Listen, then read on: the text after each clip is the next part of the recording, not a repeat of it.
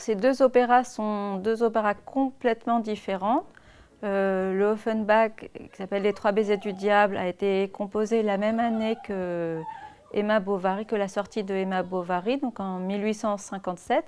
Et c'est une œuvre qui est fantastique, alors que le Schönberg est un opéra, c'est le premier opéra atonal qui a été composé en 1929 et qui a été composé en pleine époque freudienne.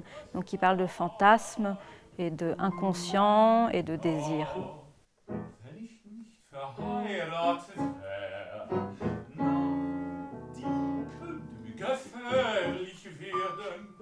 Donc en prenant ces paramètres différents de les œuvres, les contextes dans lesquels ces œuvres ont été composées, on peut regarder en quoi elles se répondent l'une l'autre. Ça fait comme un objet un peu mathématique où on a pour le Offenbach, on a ciel et terre, puisqu'on a le diable qui arrive pour échanger, enfin l'envoyé du diable qui veut échanger son âme contre une âme pure, alors qu'on a dans le Schönberg plutôt l'exploration de l'inconscient, donc on va vers les profondeurs. Donc comme si on le traduit en objet, ça ferait vraiment comme un objet mathématique multidimensionnel. Moi, ce qui m'intéresse dans ces deux œuvres, ce sont les fantômes.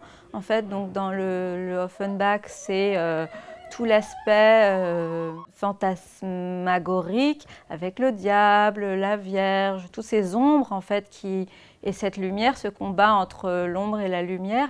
Dans le Schönberg, ce qui m'intéresse, c'est vraiment comment matérialiser en fait tous les fantasmes ou tout l'inconscient en fait des personnages et leur psychanalyse intérieure. Comment ils arrivent à passer d'un